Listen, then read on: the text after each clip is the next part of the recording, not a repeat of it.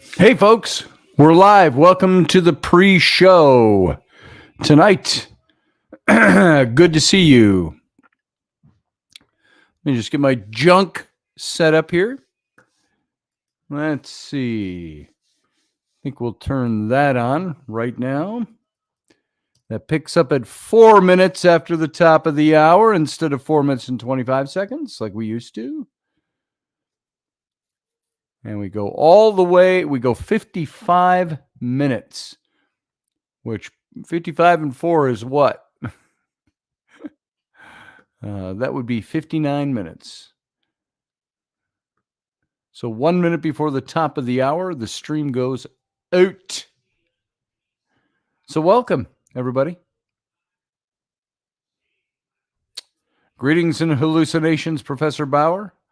Rudy Kessler, good to see you. Niall Parkinson, good to see you from Ireland. And Dave Potter, Uncle Dave, good to see Uncle Dave. Morgan Snow, how nice to see you. And Grumpy Stack. We got 2 minutes left, folks, till we go live. Live. Over on the radio station.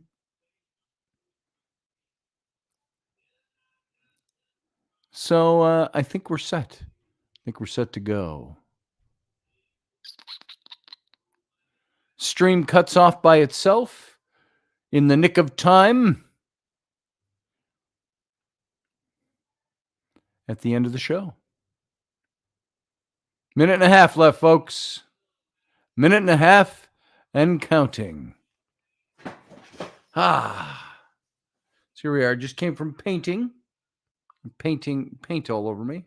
So, not that you could tell, but Matt Finn, good to see you. Master Finn, Master and Commander. What's this over here? Oh, I got to put that away so it doesn't conflict. That won't conflict. It'll be fine. And boom.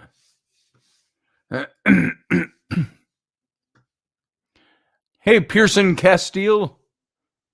Good to see you.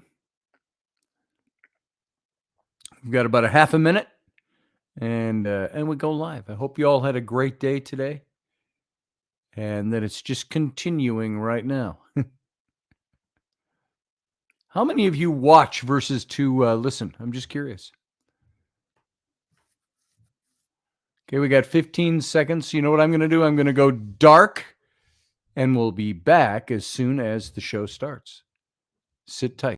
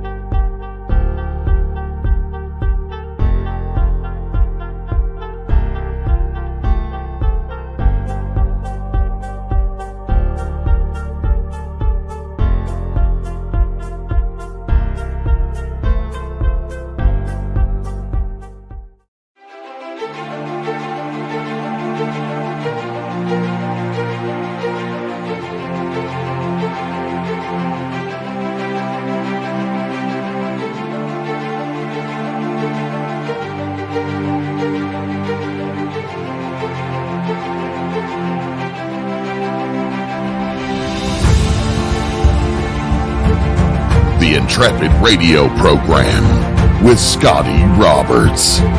Intelligent talk.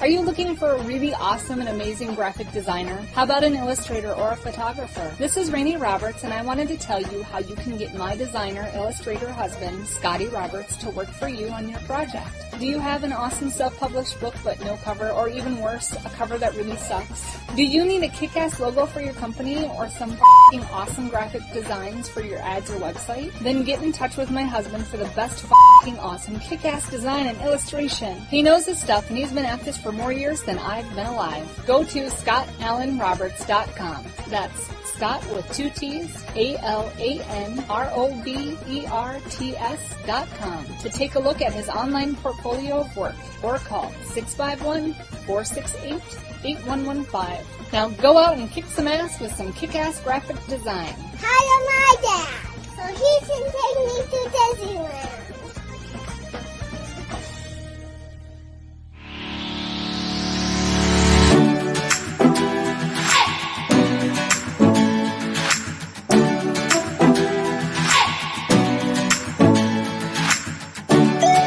You're listening to the Intrepid radio program with Scotty Roberts. Intelligent Talk.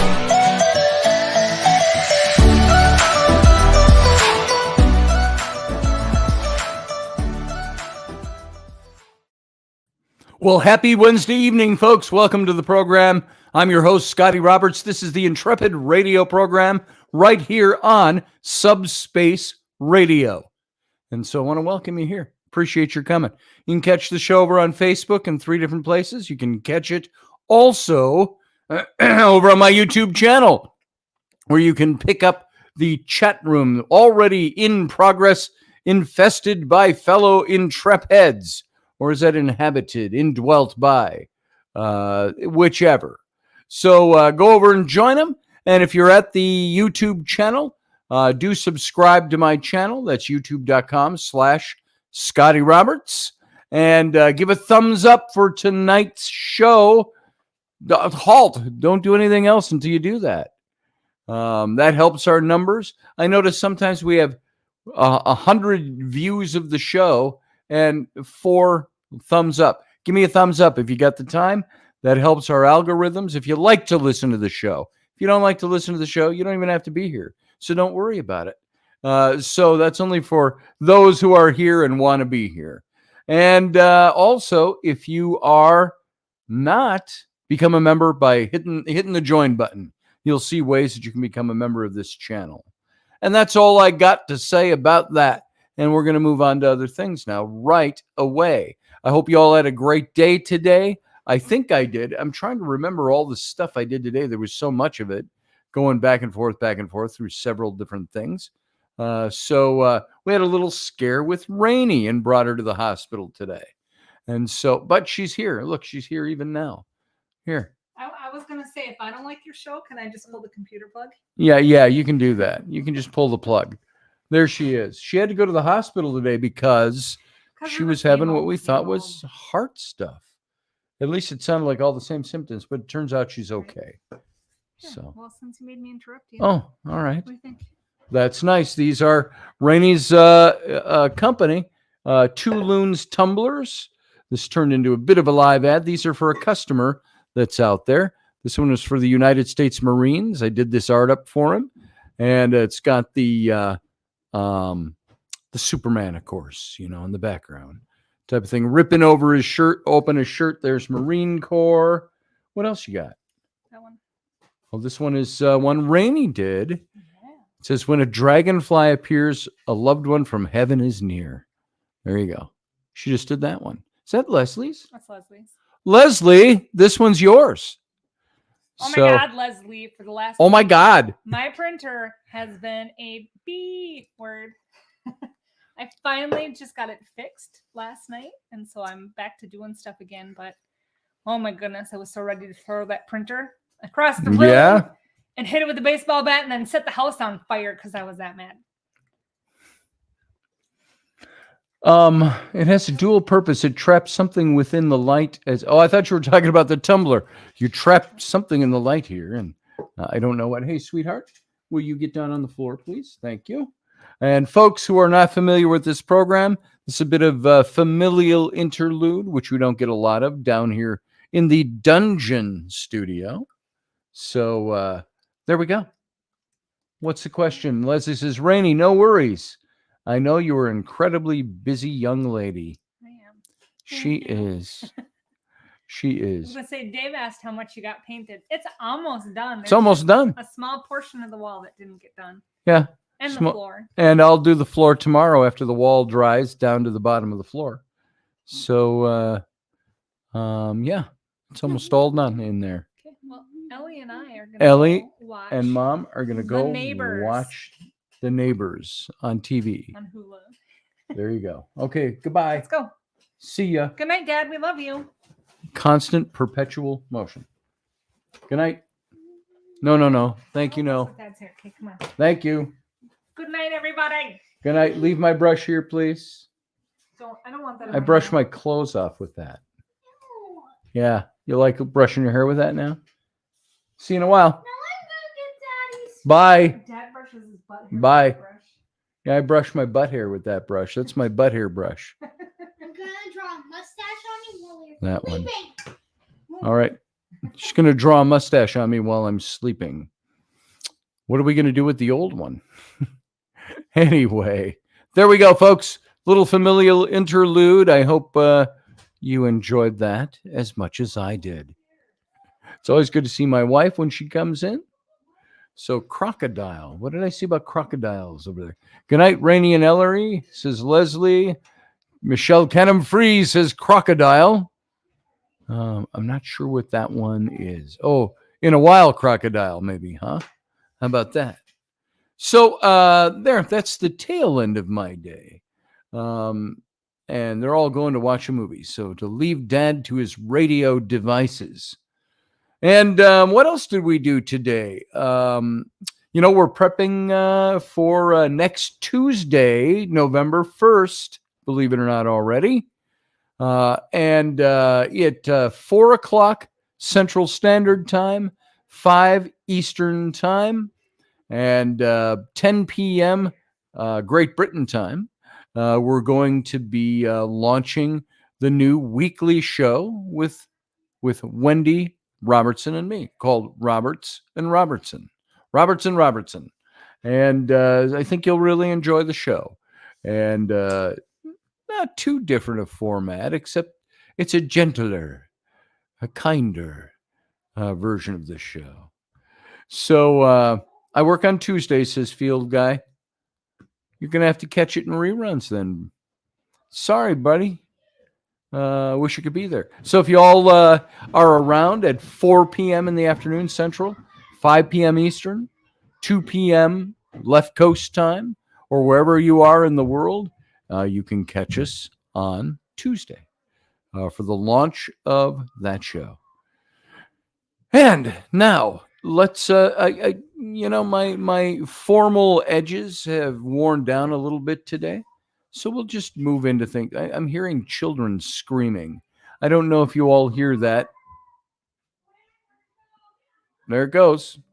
So we're not soundproofed here yet.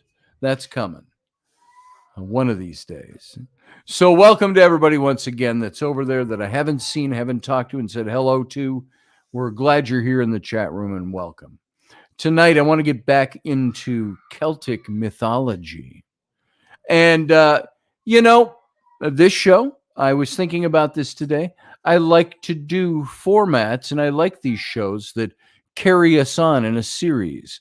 And we can pick up a lot of information there. And I hope you're enjoying this.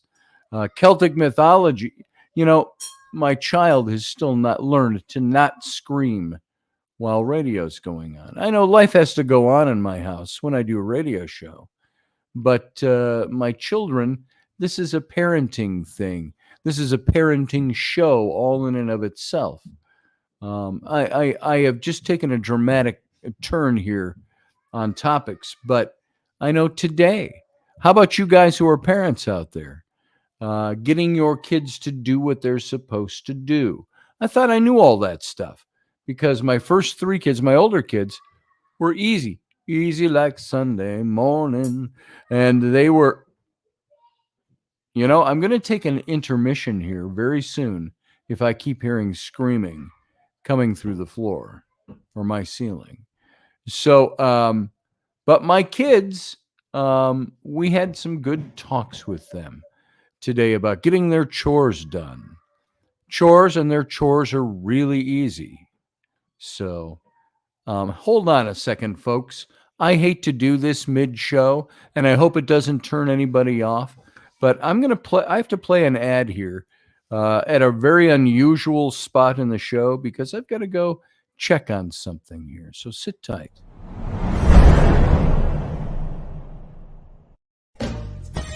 Are you looking for a really awesome and amazing graphic designer? How about an illustrator or a photographer? This is Rainey Roberts, and I wanted to tell you how you can get my designer, illustrator husband, Scotty Roberts, to work for you on your project. Do you have an awesome self-published book but no cover, or even worse, a cover that really sucks? Do you need a kick-ass logo for your company or some f***ing awesome graphic designs for your ads or website? Then get in touch with my husband for the best f***ing awesome kick-ass design and illustration. He knows his stuff, and he's been at this for more years than I've been alive. Go to ScottAllenRoberts.com. That's Scott with 2 T's, ALANROBERTS.com to take a look at his online portfolio of work, or call 651-468-8115. Now go out and kick some ass with some kick-ass graphic design. Hire my dad so he can take me to Disneyland.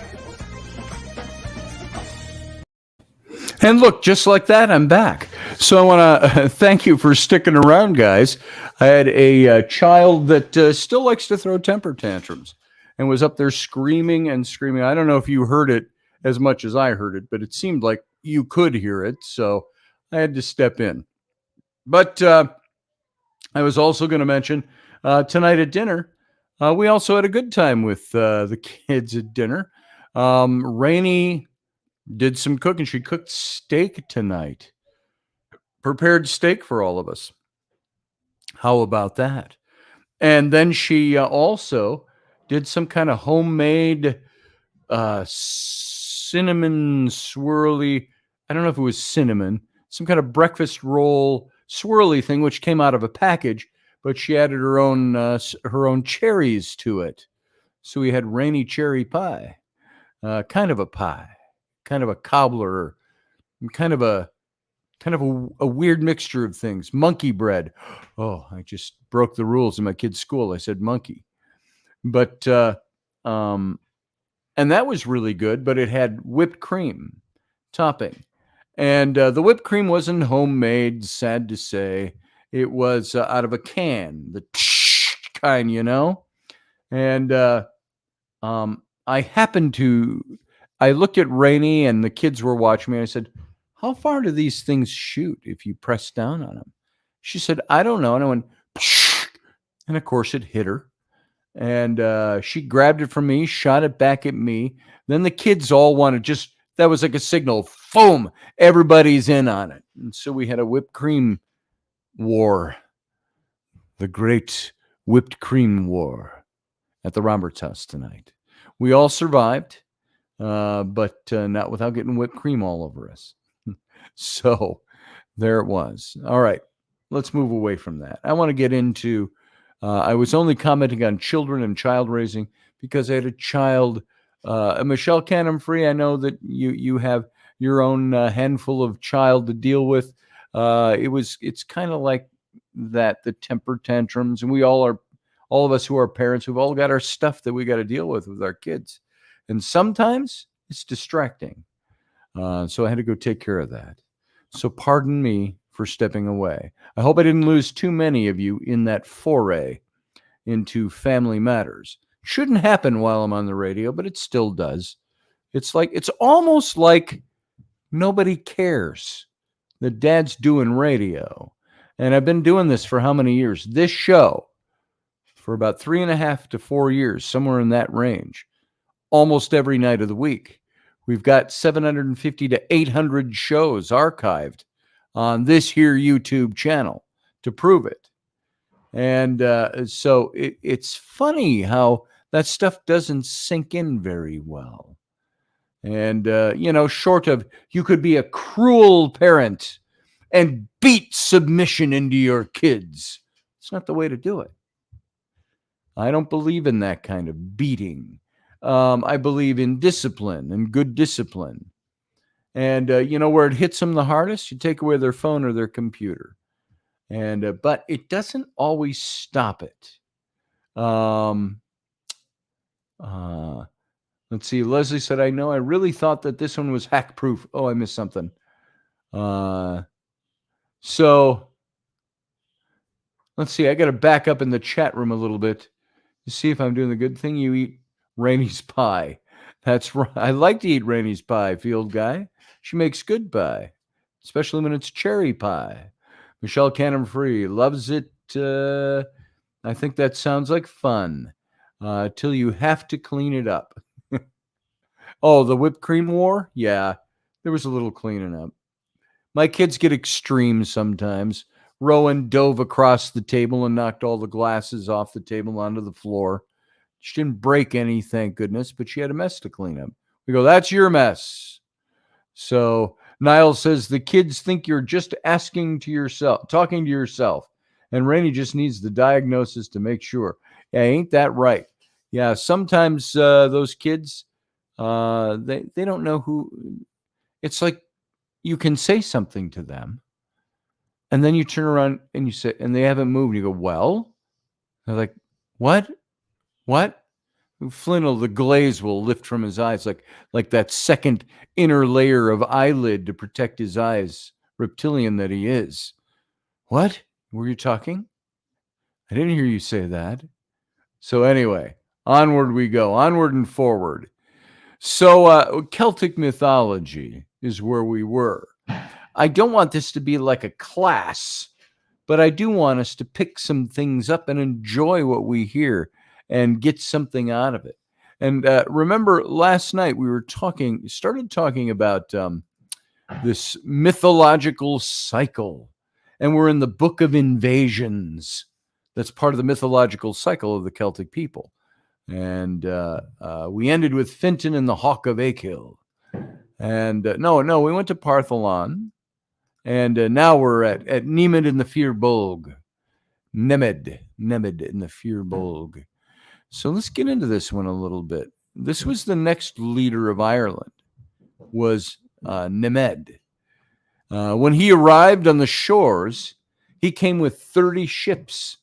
Each was manned by 60 people. And when they arrived, they had to battle the Fomorians.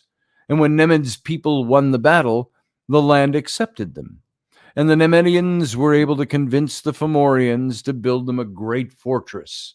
And the fortress was so magnificent that the Nemedians killed the craftsmen so that they could never again replicate the beauty of the fortress.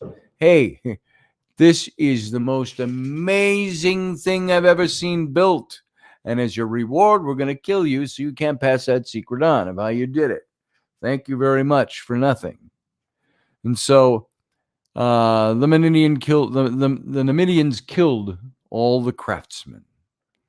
And a great plague swept over Ireland, killing Nemed.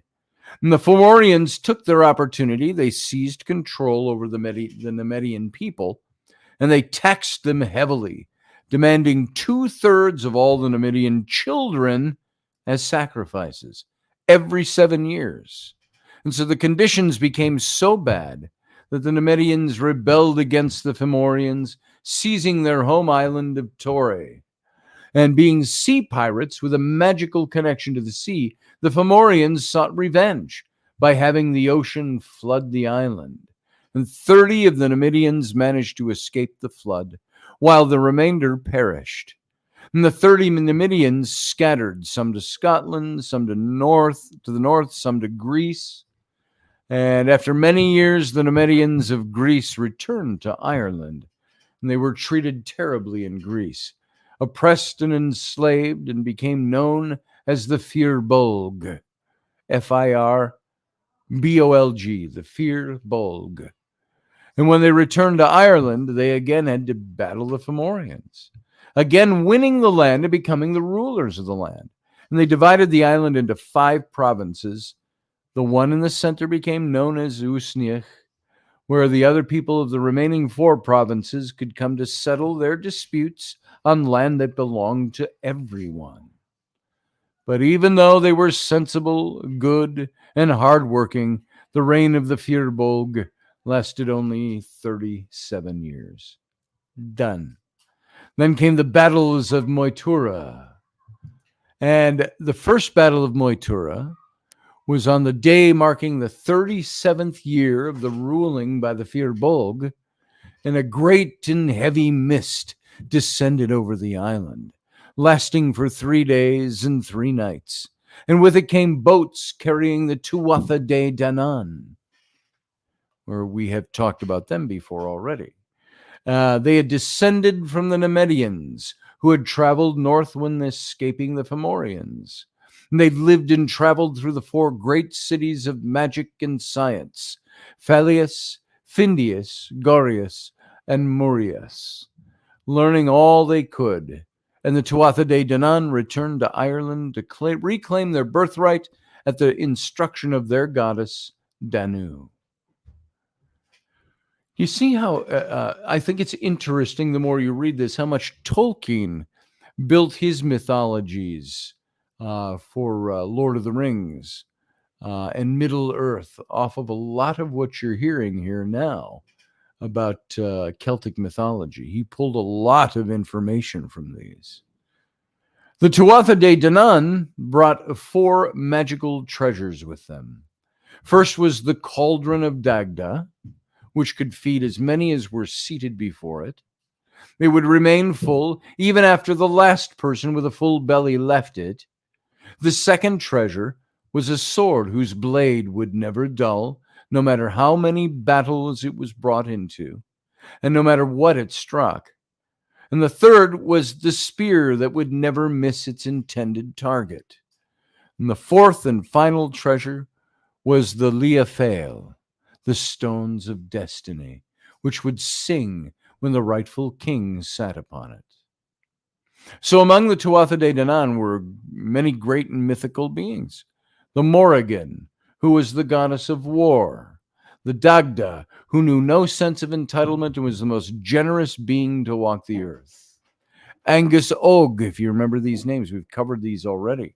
The god of love and happiness, as well as Danu, who walked with her people as a mother goddess.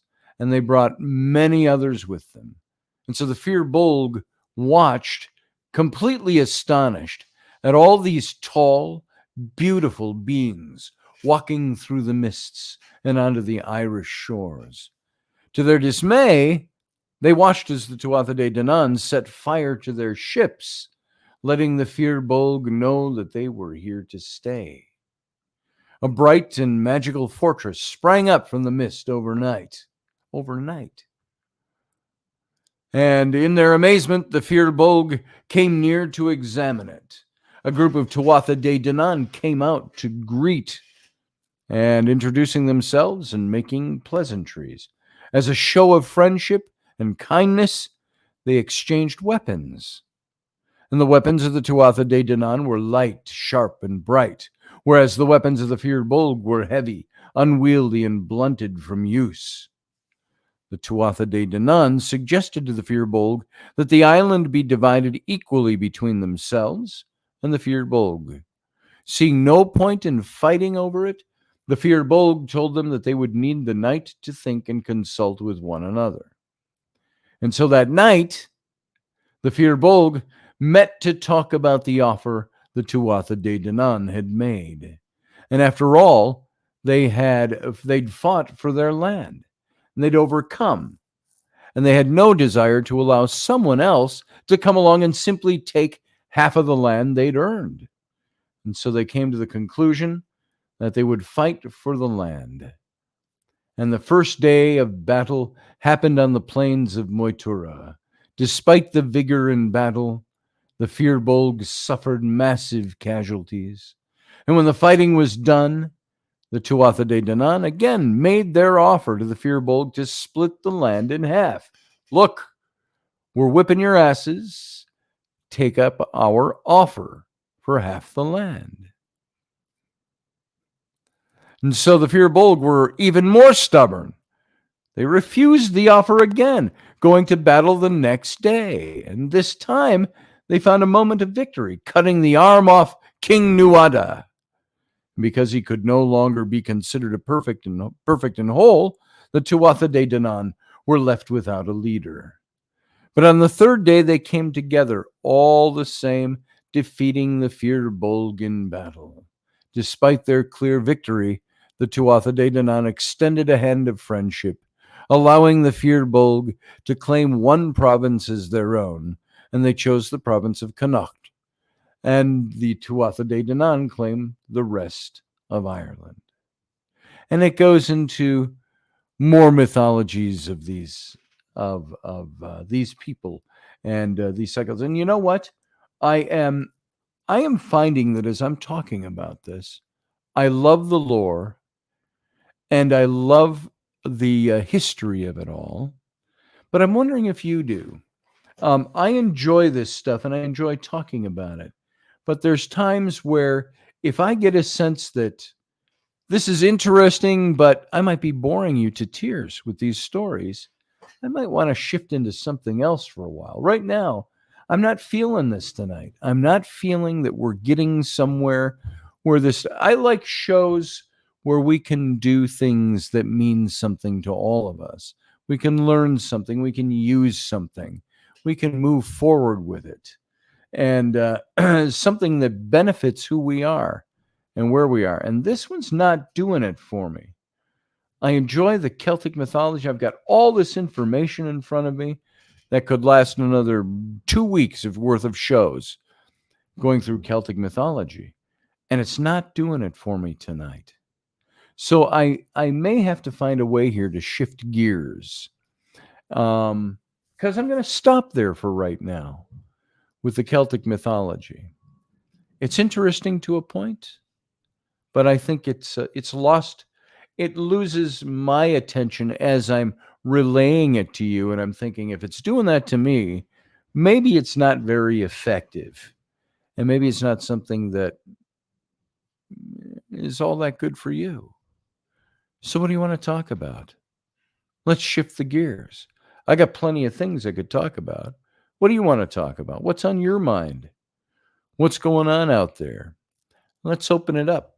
If you want to call in and talk about some things, I'm going to paste in the chat room this link right here, this here link. And you can, hey, Stuart Foley, how you doing? Good to see you. We're shifting gears tonight. We've been talking Celtic mythology for Stuart and others who might be here. Tell us about this Wendigo. That's been seen a lot lately. I don't know about it yet. I'd have to go look that up, find out what they're talking about, the Wendigo. But for Stuart Foley and for others who are just coming into the show, I'm going to tell you I'm shifting gears tonight, right in midstream, because I'm not thoroughly convinced that I'm enjoying talking about this as much as I enjoyed reading about it. And maybe you aren't either. So let's get into something different. Even I got to read a book to you or something that piques our curiosity and our interest. I'm not sold on this topic anymore tonight. We reached a point with it talking about the Celtic gods, the Celtic creatures, the Celtic mythologies, but now we're getting into minutia that isn't exciting me anymore to talk about. And if it's not exciting me, I can't excite you. I could talk about Halloween. Because Halloween's coming. I would normally prepare a show to talk about Halloween. What's the history of Halloween? Where did it begin? What's all this stuff about? Where did it all come from? And there's all kinds of sources out there for looking up the history of Halloween. And I've done this in the past, by the way. I've talked about the history of Halloween. We could look into the origins of Halloween and all the stuff that's behind it, why it became what it became. And so if we start looking into the history, this might be something that might interest all of us and all of you. And so let's hit this a little bit. Good suggestion, Stuart Foley. And Halloween, of course, we know it's a holiday that happens every year. What day, everyone? The 31st of October. This is supposed to be the time when the veil is the thinnest between this world and the other world.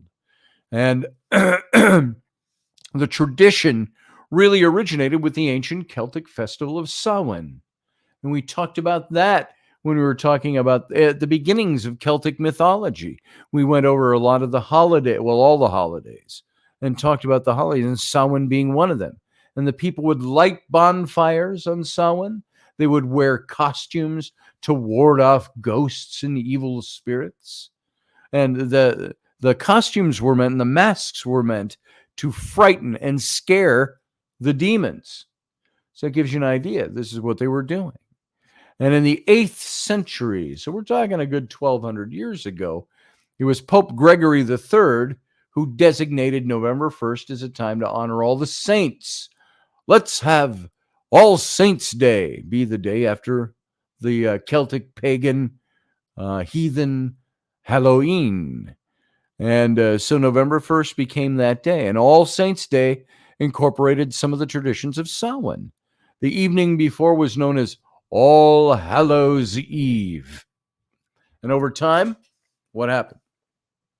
Halloween evolved into a day of activities like trick-or-treating, carving jack-o'-lanterns, festive gatherings, donning costumes, eating treats, not candy corn, for God's sake. They had better things than that.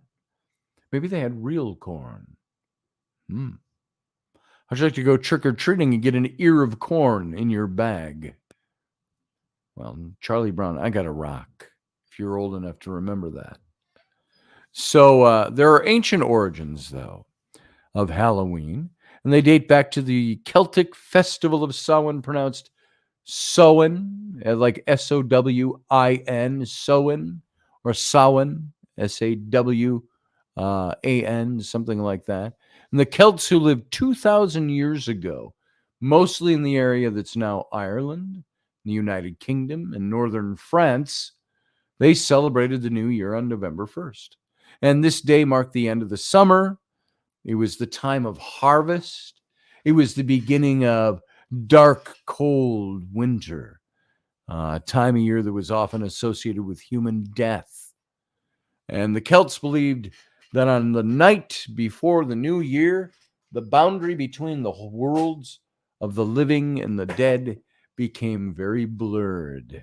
This was the last night of their calendar year, October 31st.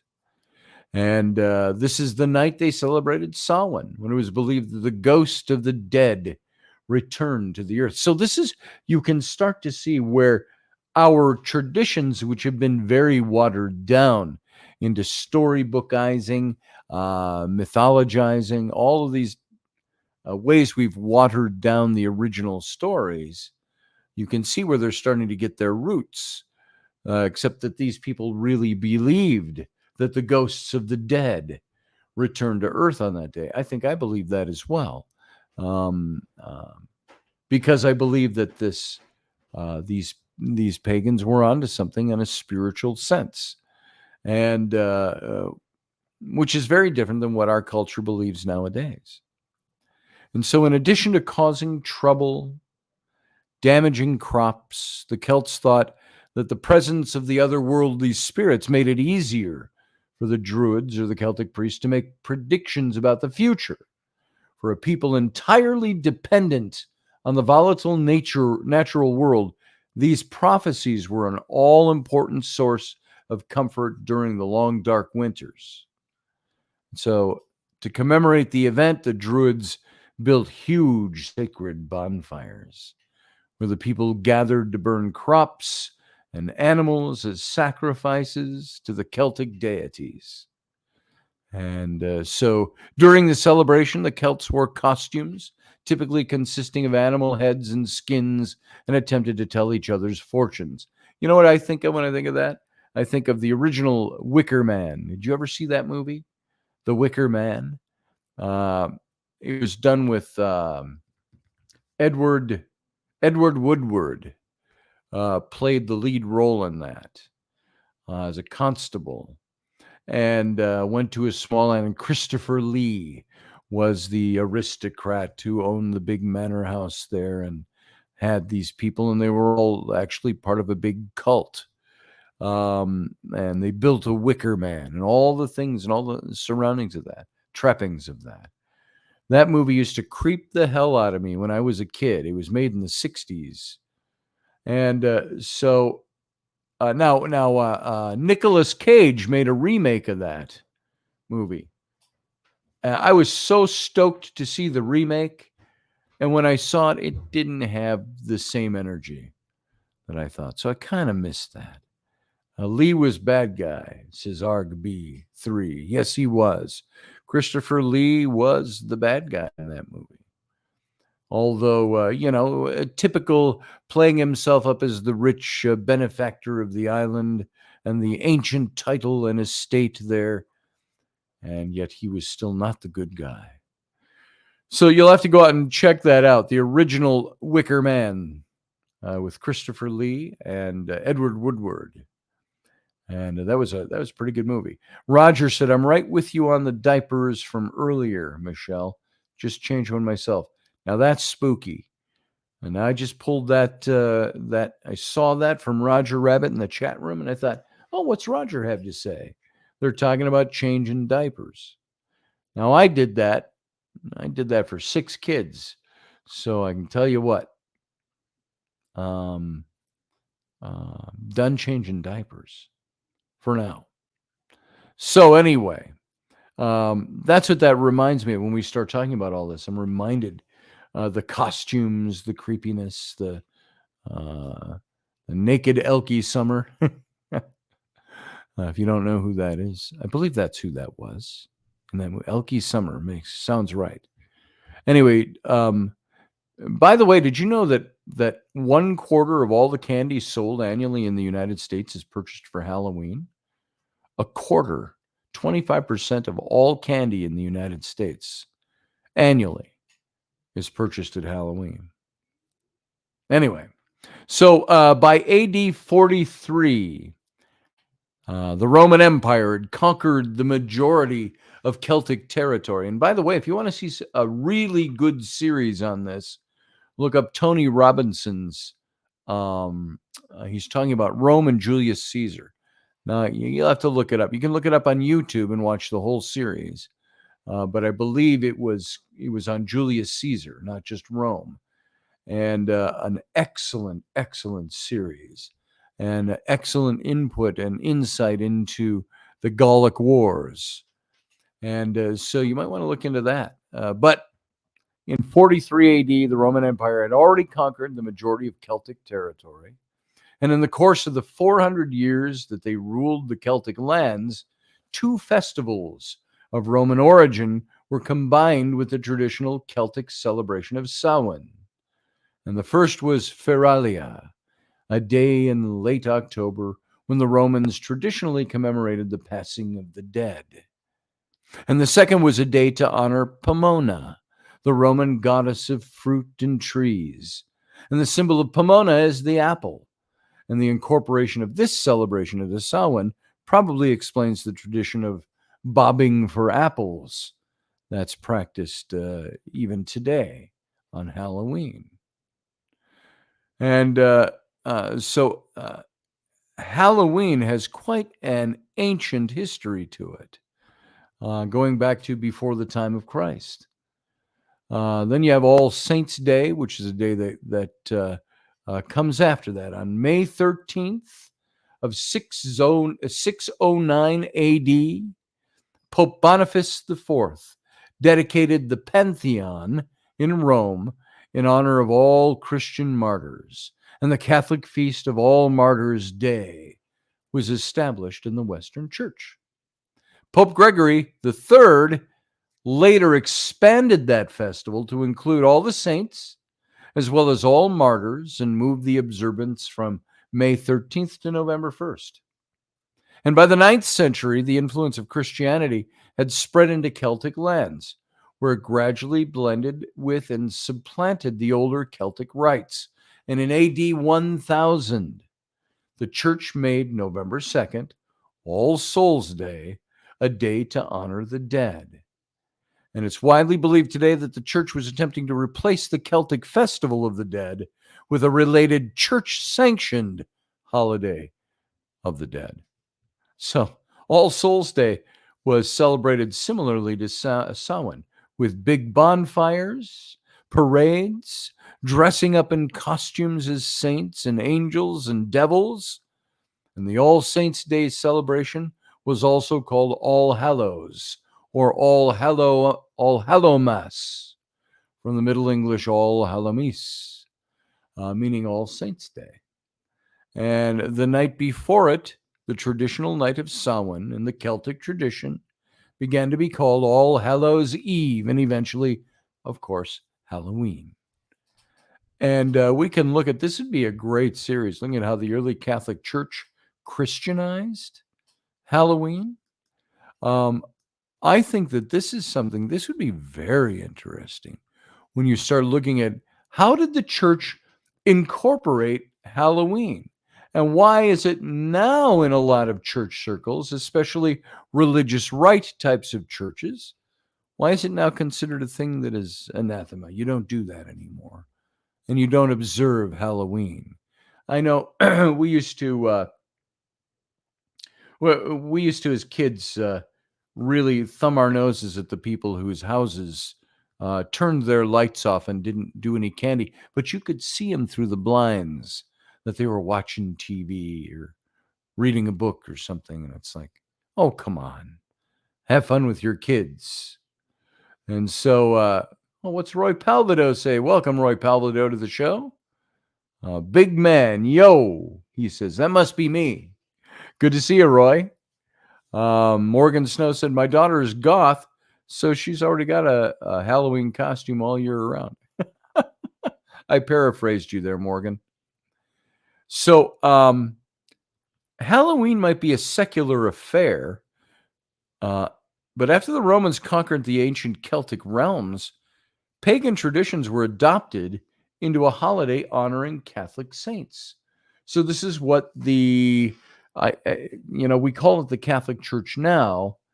I like to refer to it in those early centuries as the literalist Orthodox Church, which wiped out all other kinds and styles of practice of Christian religion, Christian worship, even to the point of death and wiping them out. So they would be the top dogs in Christian Christ-loving worship. And so I know that sounds very cynical of me to put it that way, but in the name of the love of Christ, we butcher you for not believing in the love of Christ the way we teach. And that's literally what the literalist Orthodox Church did in wiping out the old pagans and wiping out the mystics, the Gnostic Church. If any of you have been with this show long enough, a little over 3 years ago, we did a long series on the Christian Orthodox Church and how that church established itself and incorporated methods in teaching the love of Christ, who is supposed to have been the Son of God who came to die for the sins of the world. Father, forgive them, for they know not what they do. If anyone comes to me, he may have eternal life. John 3:16, for God so loved the world that he gave his only begotten Son, that whomsoever should believe in him would not perish, but have everlasting life. Oh, and what's the part in that verse we missed about killing those who taught a different version of Christianity, where all those things existed, but that Christ was perhaps one of the God-men, not the God-man. The great mysticism behind. And so we talked about that for a long time in a lengthy series on this show. But now you look and see how then the literalist Orthodox Church eventually came to a point where they had to absorb Celtic culture, pagan culture, in order to, okay, you can be a convert. I know you like to worship on Imbolc, but let's incorporate that with one of our holidays. Same with Halloween, with Christmas, and all of that, and so on. And so they started doing this around the horn with the pagan holidays. And Halloween might be secular now, today, and it's dominated by candy and costumes, trick-or-treaters, and toilet papering the neighbor's house and things like that. But the holiday is rooted in the ancient pagan festival of Samhain that was appropriated by the early Catholic Church about 1,200 years ago. And the ancient Celts were an assortment of tribes and small kingdoms once scattered across all of Western and Central Europe with distinctive languages and culture. And even after the Romans conquered the realms, the Celts continued to survive and thrive in places such as Brittany, Cornwall, Ireland, and the Isle of Man, and Scotland and Wales. And Samhain was the Celtic festival that's the ancestor of Halloween, and it was related to the Celts' way of looking at the world. All the Celtic peoples conceived of a fundamental dichotomy between light and dark, and the former representing positive, lucky, fruitful values, and the latter representing negative, threatening, destructive values. So the Celtic year began at sundown at the end of autumn harvest. It continued through the darkness of winter and the early spring into the brightness of the summer, the growing season. And it concluded with the harvest. And two big holidays divided this, Beltane and Samhain, at either end. And so Samhain was the moment when the spiritual world became visible to humans. It's when the veil is the thinnest between the worlds. And it grows closer and closer the closer you get to Halloween. And then it picks up and it starts getting stronger again after. We've had some experiences in the last couple of weeks with things doing some ghost hunting. It was for an entertainment venue, but then we stayed after hours and out at the Renaissance Festival grounds and picked up some very interesting things the other night, as I told you about on this show. But Samhain was the moment when that spiritual world became visible to humanity. And the gods enjoyed playing tricks on mortals. It was a time when the spirits of the dead mingled with the living. The Celts believed in gathering all their harvests by Samhain, so that it would not be damaged by the evil or mischievous spirits who could return on the first evening of the dark half of the year. And token offerings of the harvested food should be offered to the spirits to placate them, is what was said at the time. And you can look up Samhain traditions, by the way, and you'll get a lot of this information. The importance of pre-Christian customs to people's lives apparently wasn't lost upon the early Catholic Church. Pope Gregory I, known as Saint Gregory the Great, who headed the church. Could you see that, by the way, in the church? I always have to laugh at this a little bit. It's like, I don't know. I don't see a pastor nowadays getting up and going, "Hey, I'm Pastor Paul, but I am Paul the Great. I am Paul the Great. I have a message for you from God. Because I am Paul the Great." You don't see that as much nowadays. You do see in some televangelists. But could you imagine being this Pope? I am Pope. I'm Gregory, not just Gregory. I'm Gregory the Great. Gregory the Beneficent. Gregory the Magnificent, the Magnanimous. Gregory, the brother of Christ. I am Gregory the Pope, Gregory the Great. Gregory the Great, I am. And so, I don't know, I could go on if you'd like me to. We're almost at the end of the show. By golly, we're almost done for tonight. But Pope Gregory the Great, the first, headed the church from 590 to 604, and he advised a missionary going to England that instead of trying to do away with the religious customs of non-Christian peoples, they should simply convert them to Christian religious purpose. For example, the site of a pagan temple could be converted to become a Christian church. And in that fashion, Samhain, the Celts' dark, supernatural festival, was eventually converted and given a Christian context. I'm looking at my time. What do I got? I got 55. This show goes off at 59 after the hour. Still getting used to the new broadcast station, folks. So you got to bear with me as I do this. I'm doing my math. So at 58, we've got about 2 minutes left, and we got to get out of here for the radio audience. But you can stick around for the captain's cabin.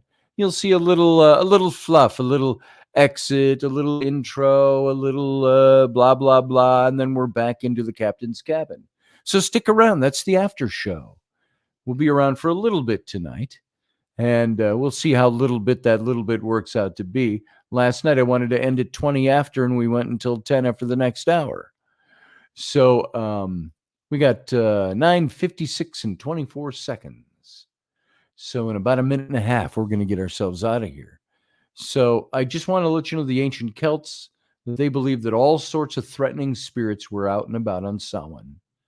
And the early medieval Christian church believed in the saints and Christians who were remarkable for their devout religious beliefs and lives. But saints also had a supernatural side, such as their involvement in miraculous occurrences. And maybe, just maybe, we'll hit that tomorrow night.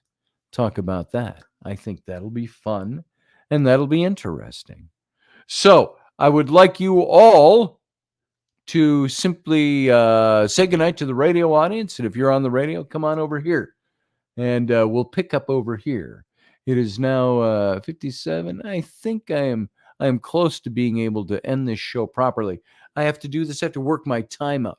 I might talk about the weather or something like that. And by the way, in your neck of the woods, the weather is going to be, you notice how radio announcers will do that when they're out of topic or don't want to launch into a new topic, but still have a little air to fill.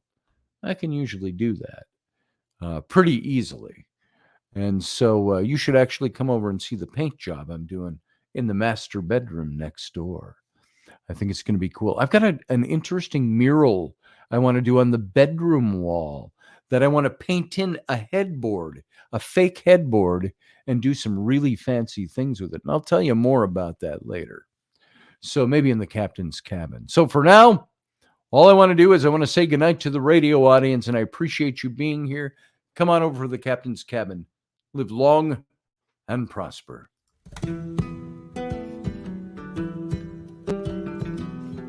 Join us every weeknight at 9 p.m. Central Standard Time, 10 p.m. Eastern. The Intrepid Radio Program, a Scotty Roberts Productions broadcast.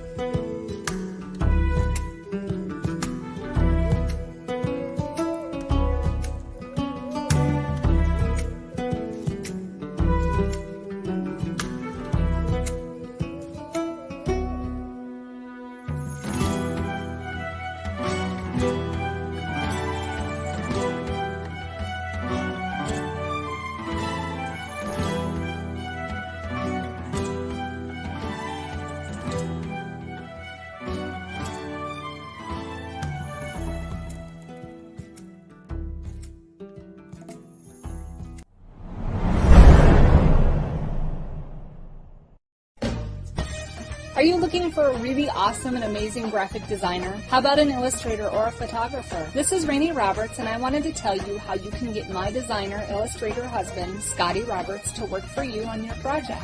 Do you have an awesome self-published book but no cover, or even worse, a cover that really sucks? Do you need a kick-ass logo for your company or some f***ing awesome graphic designs for your ads or website? Then get in touch with my husband for the best f***ing awesome kick-ass design and illustration. He knows his stuff, and he's been at this for more years than I've been alive. Go to ScottAllenRoberts.com. That's Scott with 2 T's, ALANROBERTS.com to take a look at his online portfolio of work, or call 651-468-8115. Now go out and kick some ass with some kick-ass graphic design. Hi, my dad. So so he can take me to Disneyland.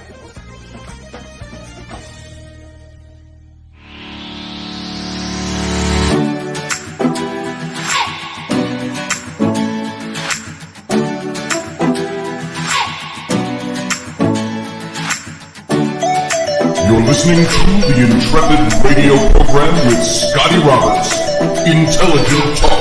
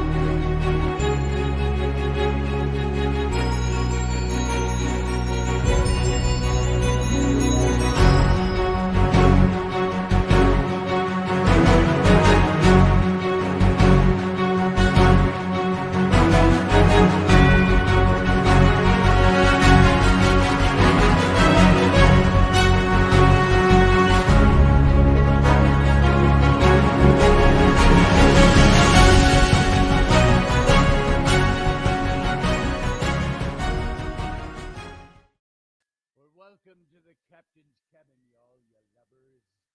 Hi, you sea dogs. Avast. I hope you got your radio ears on. Good to see you, everybody. Glad you stuck it out, stuck around. And if you're peeling off now, you can go 42 this year, says James. That's the first thing I saw. If you go for another hour, you can be one of the first to wish me happy birthday on my birthday. Well, I wouldn't want to wish you a happy birthday on any other day, James. So I wish you an early happy birthday just in case we aren't around in another hour. Or I'm not. If I drop off somewhere or fall asleep, become bored with my own words. And of course, my audio wasn't up. How about that? That's what I get for leaving the room. I thought I was over that by now. I guess not.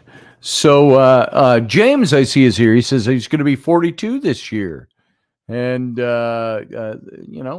he says, you go for another hour, you can be one of the first to wish me happy birthday on my birthday.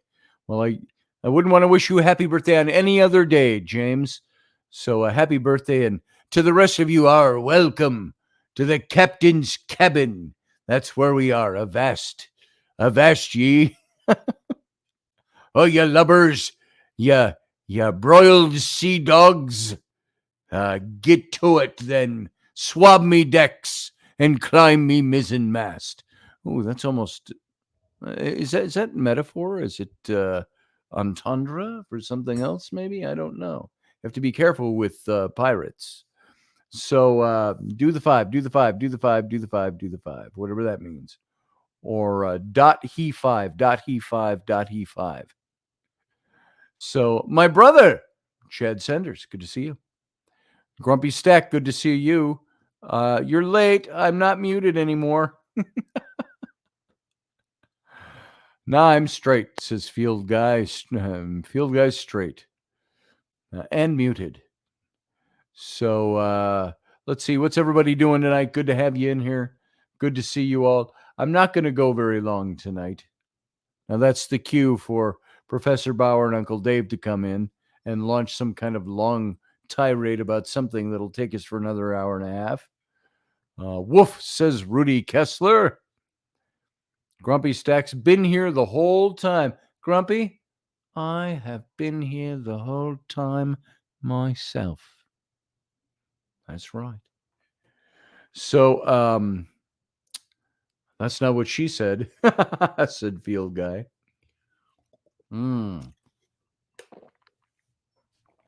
Arr. Boy, I was dry through the end of that show. You can't just get up in the middle of the show and go get water. Although I can sometimes get up and go reprimand my children. Usually the little one. It's the littlest one right now, the 7 going on 8, that has the queen bee syndrome. We must break her. And she's the one that causes a lot of the problems around here, a lot of the yelling, screaming, and all of that. So I don't know. Is that David Potter is sending me pictures?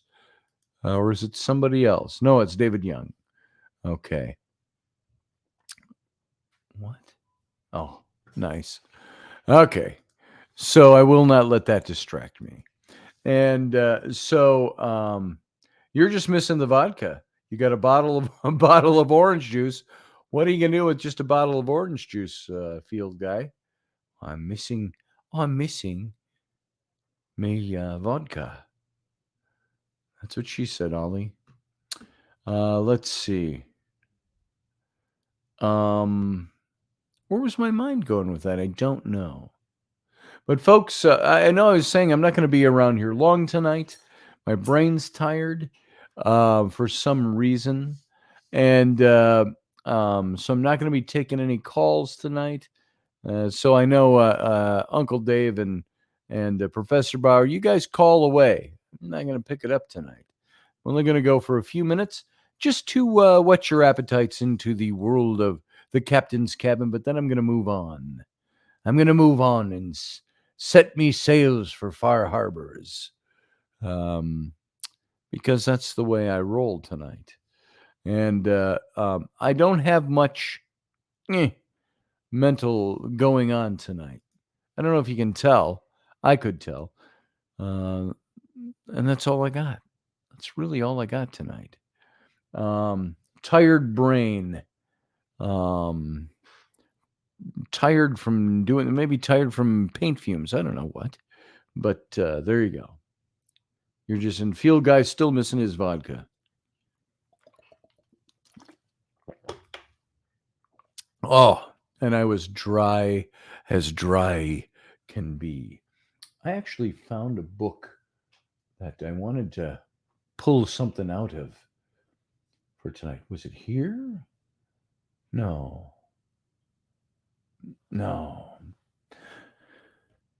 There is a book I want to read you all. Just to do, maybe find some time to read it. Monster Calls. I talked about that one. Maybe it was over there. I'm trying to think of where I filed this book away. I'm just starting to put the studio and the office together with my bookshelves again, getting those all unpacked and put into place. And I keep running across things I want to talk to you guys about, with you about. And I can't think of what it was. It'll come to me by tomorrow night. There you go. Yeah, so I'm going to end early tonight. And you can try to call me if you want, Uncle Dave. I will not take your call. So I'll ignore you. And but that's just the way it is. It's not going to be the way every night. I could have just said, there's going to be no captain's cabin tonight. Folks, have a good night. See you tomorrow. But I thought I'd come over and let you know on a more personal, intimate level that thank you, Matthew Sainsbury. I'm not bad. I'm just exhausted in the head, and I don't know why. I'm dragging. I feel like my head could just nod off. Today, I mentioned I had to take Rainey to the ER today, and because she was having some of the same symptoms in her shoulder and her armpit and under her rib cage that I was feeling when I had my heart attack, the first big one almost 6 years ago. And and she's felt these before. It wasn't just an out of the blue or whimsical with her. And so I said, I think we should take you in and have you checked. It's not going to hurt to check, but it might hurt if we don't. And so I took her in, and so she's fine. Nothing. They find absolutely zero wrong with her heart. They're not sure what's causing that. And to have those attacks, could be panic attacks, it could be anxieties, it could be something else. We don't know. But she was pretty cheery the rest of the day after that, so that's good. But that drained me mentally. I think it drains you emotionally, that kind of stuff. I can't imagine what she feels like when I go through that stuff. So maybe it doesn't have the same effect on her. But I think my brain is overtired for some reason tonight. And I could keep talking about that and make that a topic for an hour, but I'm not going to do that. And so, yeah, they x-rayed her and everything, Dave. They didn't see anything out of place or anything done like that. And she was the chiropractor just yesterday and had some snapping and cracking done 2 days ago. I'm sorry. So anyway, I'm glad to hear she's okay. It's still super stressful, you and her both. Yeah, hopefully you can both get some rest. Me too. And I know what that's like. You guys are the masters, the king and the queen of having to deal with that kind of stress. And so coming from you, that means something. Thank you, Roger. And so there we go. Captain's Cabin is pretty much a non-scheduled thing anyway. We just do it for an hour every night, post-show. Tonight, we're going to have a short post-show. That's all. So on that note, I'm just going to let you know, I'm going to get the hell out of here and probably go get some sleep. So I'll see you all back here tomorrow. Same time, same channel, where we'll come up with something. I want to come up with a totally different show. We might continue the Halloween stuff a bit. I'm going to veer off of Celtic mythology, mostly because after a while I get bored with the series if there's not something that's giving me new vital information. And that's right mid-show tonight, probably because my brain is a little tired. That's why I said, hey, screw this. I'm going to move on to something else tonight. I'm not feeling it tonight. It was becoming information as opposed to a fun show. So I wanted to back myself out of that by just saying, we're done. Fuck this. And we'll maybe pick it up another time. So pardon my French. So that's about all I got for tonight. There it is. I could sing some songs, but I won't. How about I could sing you one song? Sing this to my kids. Mares eat oats and does eat oats. And little lambs eat ivy. A kid'll eat ivy too, wouldn't you? Mares eat eels and snails eat eels. And little lambs eat oysters. A squid'll eat oysters too, wouldn't you? And there's a bridge in there or a chorus or something and probably another verse. And I don't know what it is. And now I'm curious about it. It was Bing Crosby who did that. So I'm very curious. Mares eat oats. Let's see if there are lyrics to this. Mares eat oats. It's called M-A-R. This is it. This is the name of the song right here. I'll post it in the chat room. It's called Mares Eat Oats. Mares Eat Oats. It goes like this. Here's the lyrics. Is this the whole song? Looks very short. I don't even know how the off part goes. It says, I know a ditty nutty as a fruitcake, goofy as a goon, and silly as a loon. I don't know what the tune is to that part. Some call it pretty, others call it crazy, but they all sing this tune. Mares eat oats and does eat oats, and little lambs eat ivy. A kid'll eat ivy too, wouldn't you? Yes, mares eat eels, or mares eat oats and does eat oats, and little lambs eat ivy. A kid'll eat ivy too, wouldn't you? If the words sound queer and funny in your ear, a little bit jumbled and jivey, I don't know if that's the tune, Sing mares eat oats and does eat oats and little lambs eat ivy. Oh, mares eat, blah, blah, blah, whatever that goes. But then there was the second verse, which is not here. It was whales eat eels and snails eat eels and little clams eat oysters. A squid'll eat oysters too, wouldn't you? And there it is. There's the whole damn song, as far as I know it. So I hope you enjoyed that for tonight. We hear from Mastriani and his mighty orchestra, playing for you tonight from the high atop the Poo-Poo Lounge in the Wanahakalugi Tower. So there we go. I love that we all say goodbye, but still stick around, knowing that the show never truly is over until it's thrown by the captain. This is such a special family here, says Roger. Yes, you are quite right, Brother Roger. You are quite right. What's that? Is that a pile of poo you've got there, Michelle Cannon Free? Nice. So, anyway, I don't know that I have anything else. If I had another fun ditty, I would sing it for you. But I don't know another one off the top of my head. Oh, you know what I picked up, speaking of that? Michelle Cannon Free made me think of this when you said Broadway. I found old 78 records. Remember those guys that are old enough? I found a package of 78s for South Pacific, the musical South Pacific. And what's the most famous song from South Pacific? Without looking it up, anybody know? What does anybody not know of South Pacific? What's one of the songs in there that's the first song that comes to your mind when you talk about the play South Pacific? But never last past brunch if it's a dinner party. That's right.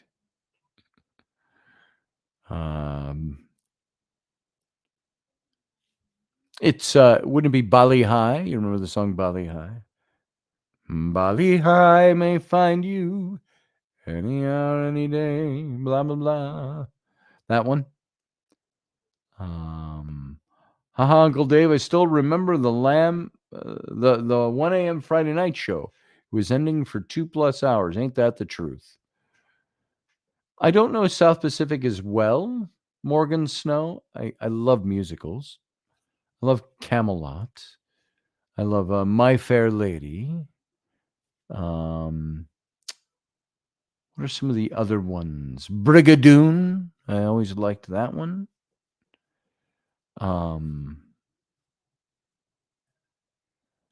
Matthew Sainsbury says, "Oh, Danny boy, the pipes are calling." I don't know what that one's from. Ain't nothing like a dame, nothing in the world, with a sweet and tender frame that is anything like a dame. I got sunlight on the sand, I got moonlight on the sea, I got mangoes and bananas I can pick right off a tree. I got something and I got something and other fancy games. What ain't we got? We ain't got dames. That's all the sailors singing, stationed on this island, Bali High. So, saw My Fair Lady in the theater. I did too. Are you talking about the movie or the play? We have the Chanhassen Dinner Theater up here, which is such a cheesy name when you say dinner theater. Although there are great dinner theaters around. Chanhassen is probably one of the, next to the Guthrie Theater up here, one of the best theater production houses, stage production houses around, stage theaters. The play, Chicks, man. Dames. What was another good one from Oh, and of course, The Sound of Music. We've all seen that. We're all ruined by the movie on that one, but when you see that as a play, it is really good. Really enjoyed that. I saw all of these at the Chanhassen. Every one of these I'm naming off. You remember Brigadoon, what that play was about? Brigadoon, about the Scottish town that fell under a curse of protection and would appear for one day every 100 years. And for the people in the town who went to sleep, they'd wake up, it was 100 years later. And this little town nestled in a glen in the Highlands in Scotland. Now, you got to figure that only lasted a couple, 3 days before it became very impractical. You'd have to think. So, yeah, Julie Andrews was in the movie Sound of Music. Guthrie Theater says, Dave, Chanhassen, and the Old Log Theater, yes, are the 3 primary professional houses here in the Minneapolis-St. Paul area. Sound of Music is all fun until the Nazis show up. That's right. Ain't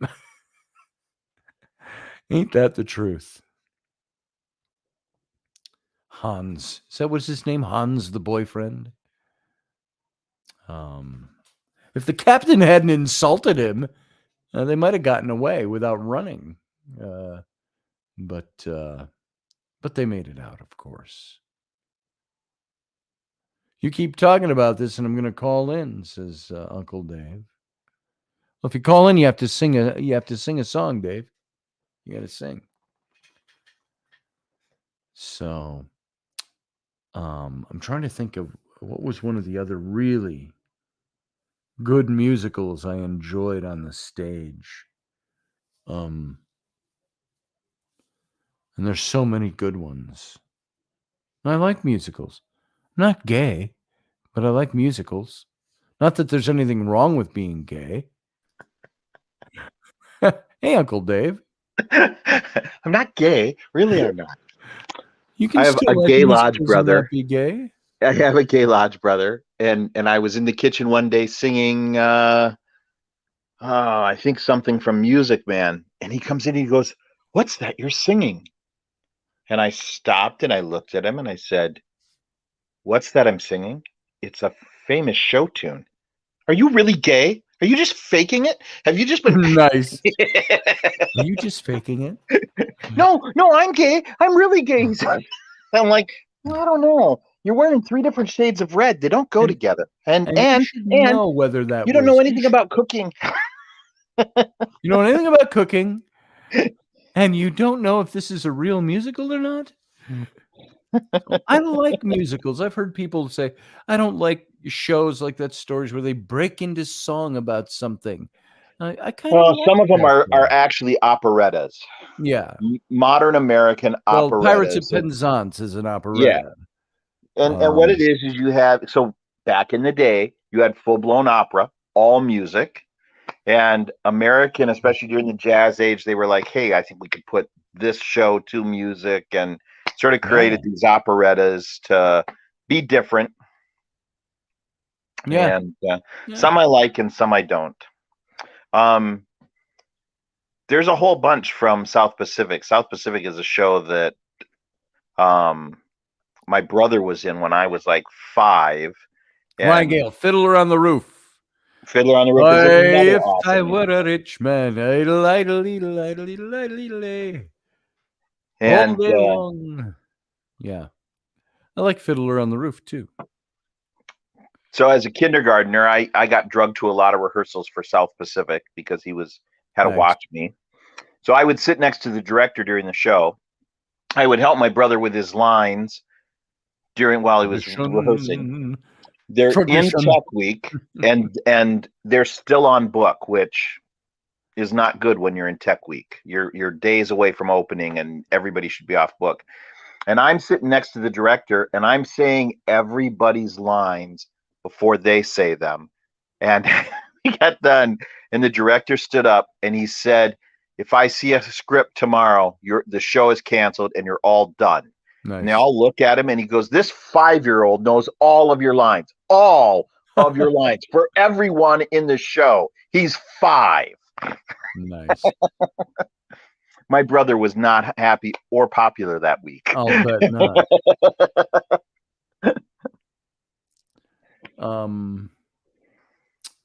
Trying to think of some of the best songs that came. Oh, okay. You know, one of my favorite. This wasn't a musical, but Danny Kaye and Bing Crosby and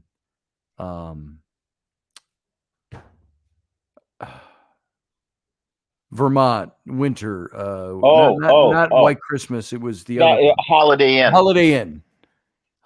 I loved that one. Snow. Yeah. I loved the song with Danny Kaye, and he's dancing with Sisters. No, not that one. He's one of the girls. He's dancing with her. Which one was it? Was it Clooney? Rosemary Clooney, and the other one I think he was dancing with. Yeah, which is the one he hooks up with, the little blonde. I can't think of her name. I'm having a mental block on it too. But they're dancing. Yeah. The best song. I loved Danny Kaye. Absolutely Cheek to loved him. What? Was that Cheek to Cheek? Did they do Cheek to Cheek? Yes. That was the best things happen when you're dancing. Yep. Things that you would not do at home come gracefully on the floor. For dancing soon becomes romantic. Yep. When you hold a girl in your arms that you've never held before. Even guys with 2 left feet come out all right when the girl is sweet. If by chance their cheeks should meet while dancing, proving that the best things happen when you dance. And that's the song. The best things happen when you dance. And I love that. And there's nothing wrong with loving that stuff. And I love the way the lyrics were written. I love the way the music was composed. Movie holidays. And I grew up, like with West Side Story. I grew up with a couple of albums of my mother's that were taken from musicals. West Side Story was one of them. And I listened to that over and over and over again before I ever saw the movie. And the music captivated me. I wasn't so much into the high jazz of the late 50s, but, of course I like the, da-da-dun, da-da-dun, da-da-dun-dun-dun, when they're doing all the dancing there, when you're a jet all the way from your first cigarette to your last dying day. When you're a jet, let them do as they can. Little boy, you're a king. Little king, you're a man. Something like that. Cool, Play It Cool was in that one. Yep. Just play it cool, boy. Got a rocket in your pocket. Stay off the juice, boy. Go, man, go. But not like a yo-yo, cool boy. And then it goes into the song. Vera Ellen, and it was White Christmas, not Holiday Inn. It's Vera Ellen, and it is. It wasn't Rosemary Clooney? No, Rosemary Clooney and Vera Ellen. Vera Ellen. But it's White Christmas. Holiday Inn is a different one. Okay. With much the same cast, which totally happens like in Fred Astaire and Ginger Rogers did, and I'm trying to remember which one first. I think it's Top Hat. And they made a ton of money, and the studio took the entire same cast, virtually the same script, and released it again shot a new film, released it the next year, called The Divorcee. And it's almost identical story. Yeah, they did that all. Just take this and revamp it. This time they'll go to Monte Carlo. Hey, that would be great. That's about it. Would you love to have been around in the old studio days? And I think I was, but yeah. Yeah, you may have been. Mary Poppins is another one. That was more a Disney musical, and I didn't quite see that the same as I saw other musicals. For some reason, it wasn't the same for me, Morgan Snow. It was interesting. I just saw an interview the other day, thanks to the internet. Graham Norton with what's her name? Played Mary Poppins. Julie Andrews. Julie Andrews, and she was talking about how they ran into. She was on Broadway performing, and Walt was in the audience and came back and said, "Hey, I want to fly you out to Hollywood. I've got this animation, live action Mary Poppins thing I want to do, and I think you'd be perfect for it." And she was like, "Oh, I'm pregnant. I can't fly right now." And so he said, "Oh, we'll just wait." And so they did pre-pro and put it in when she had her child, and her and her husband and the baby flew out there. And Walt looked at her husband and said, "What do you do, young man?" And he's like, "Oh, I'm a designer. I do sets and stuff like that." And so he said, "How'd you like to do the sets for this show?" And he got an Oscar. Wow. He did the production design for Mary Poppins and ended up. Story. Yeah, and it was his first big thing. You know, he went straight from small theater projects to boom. I'm doing a major Hollywood film for a major studio, which Disney would have been at the time, and wham bam, wins an Oscar for it. So that's pretty crazy, amazing. Yeah, yeah. Excuse me. So, yeah, music. I love music. There are certain types of music, though, and I think all that stuff set the stage in my mind for the kind of music I like to listen to. I don't like hard driving music. I never have. A few songs here and there, maybe. It's not my thing. I like mellow. I like things that speak to my soul.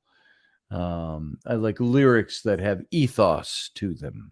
Yeah. And passion to them. Yeah. That means something. So I think all of that stuff tied me in. Like I was saying, the records, West Side Story. Then there's some songs like, what did my mom have? She had, I don't know where I told the story, maybe on my show a long time ago, but she had the story Baker Street. I'm sorry, not the story, the LP, Baker Street. And this is way back in the late 60s. And Baker Street was a Broadway musical about Sherlock Holmes. And which I've never seen performed ever since hearing that record. Fritz Weaver, the actor Fritz Weaver, played Sherlock Holmes in that. And there was, I just remember, he was not a singer, but I remember this. Well, Rex Harrison wasn't a singer, and he did. There was Rex Harrison, yeah. He did My Fair Lady and did okay.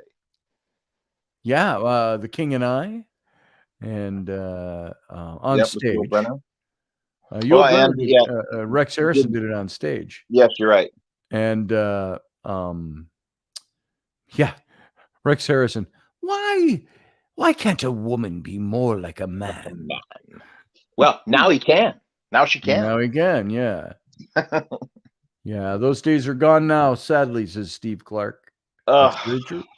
I would like to see some of that done. Can you write and make a musical that's anything like those musicals anymore?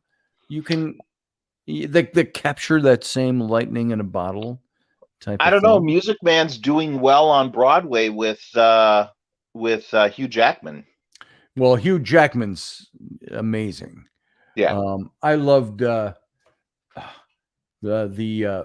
his musical about P.T. Barnum. Oh yeah. What was that called? The Music, not the Music Man. The Greatest Entertainer. No. Greatest Showman on Earth. Yeah, there. I watched that and was so moved by some of the songs in that movie. I'm like, you got to be kidding me! This is amazing. And he did a revival of Oklahoma. There's a lot of Oklahoma. That's another classic one. Musicals that I wouldn't necessarily. Poor Judd is dead. Poor Judd Fry is dead, and he's looking all so purty and serene, Why folks used to think him bad, now they all is sad, because they know their friend is gone for good. Gone for good. Poor Judd is dead, a candle lights his head, and his fingernails have never looked so clean. And I loved the song. Curly singing Mocking Judd right in front of him. Yeah. And so Oklahoma, yeah. Showboat. I didn't That's know one that I really think we would well. have trouble getting made today. My The woke audience ex-wife- would be bent out of shape with that. Oh yeah. Wasn't Old Man River in Man Showboat? River, Old that Man River. old man river. Yeah, I love that. It just keeps rolling along. Yeah. Well, I there lost was a so much song weight that when I we did Guys and Dolls. Oh my God. Guys and Dolls? That was Yep. right in the middle of that summer where, my Pell Grant didn't come in at the beginning of summer rep, and we were doing 4 shows in a repertory, and I worked every show Still partially poop, because Professor of my Bauer. position, and I was on blue and clears that whole time. So I would get up in the morning and take a blue and clear and shoot it down with a Mountain Dew and go to the scene shop. And then at lunchtime, I would have blue and clear and a Mountain Dew, and then I'd go to rehearsal and stuff. And we were doing all that. I was in Guys and Dolls as one of the gangsters. And so there was just tons of jazz dancing. And I had to be refit for my suit 5 times because I was losing so much weight that they were falling off of me. And Nice. costume department was furious with me because I'd gone through so many costumes. And yeah, that was We are crazy. furious with you. And I'd have blue and clear with dinner and go to evening rehearsal, and then have blue and clear and a Mountain Dew before I went to bed. And so I'd have these adrenaline dreams where I'd just sit in my bed and just shake as I'm asleep. But I was afraid I wouldn't hear my alarm in 4 hours. Shaking last night. So crazy. It got to the point where my hair hurt, so I stopped taking the speed. I was like, oh, I'm going to stop taking this stuff. Yeah, yeah. Oh, my hair hurts. My hair hurts. I never got a chance to be in a musical. I wanted to be. Seriously? Yeah. Oh, I've done so many. I did Shakespeare. I did a lot of Shakespeare in my early days. I never did a musical. 10 Seconds of Harmony is as close as I came being in a musical. Really? That rowdy group we had at the festival. I don't even think I could name all the ones that I've done over the years. I think I've done the entire catalog for Rodgers and Hammerstein. Nice. By the time I graduated, well, that's a loose term. By the time I left school, I had 16 credits left, but I was on the outs with the assistant dean of arts and science. So we parted ways. But by the time I left school, I had done 430 stage productions since I was 11 years old. Wow. So, and I was done with live theater. I am off to Hollywood. I'm doing film. I am so done with live stage theater. And I went out to Hollywood and worked for a live stage company for 2 years and did a lot of theater, but also worked on pilots and stuff like that. But Father, I would just want to sing. No, there'll be none of that. No, there'll be none of that. One of my favorite scenes. I've lived that. And the music is swelling up in the background. But I just want to sing. None of that. Nope. Get a girl with 2 big tracts of land. Little Monty Python for the soul, folks. Oh, there's nothing ever wrong with a little Monty Python. Michelle Canonbray just barfed all over. Kid just barfed all over his dad. Oh, that sucks. Oh, Kaylee did that to me one time. It reminds me of the Steve Martin movie, Parenthood. I lived that scene with Kaylee. She's on the couch. We have talked about this once. And I said to her, I looked at her and she looked really green and she just had that look in her face. I said, Kaylee, do you need to throw up? And she said, uh-huh. She just projectile vomited all over me. Yep. I'm like, that wasn't an offer. That was just a question. You'll pay for scaring me off, Roberts. 2 hours coming up, says Professor Bauer. Oh, look at the time. If I had it in me right now, Professor I Bauer, warned you. I sent you a message in the chat room. I said, if you keep talking about this, I will call in. I'm just running on fumes. I'm babbling at the mouth. I got nothing good to say, and I'm not going to last very much longer. I know. I'm ready to drop over. But we got to talking about musicals, and I just had to sing. Oh. Oh my God. Finian's Rainbow. I don't know that one at all. Oh, there's another one that the woke mob wouldn't let you. So you have this white, it's post-slave, so it's a modern day thing, but you have this white Southern who look like a carpetbagger.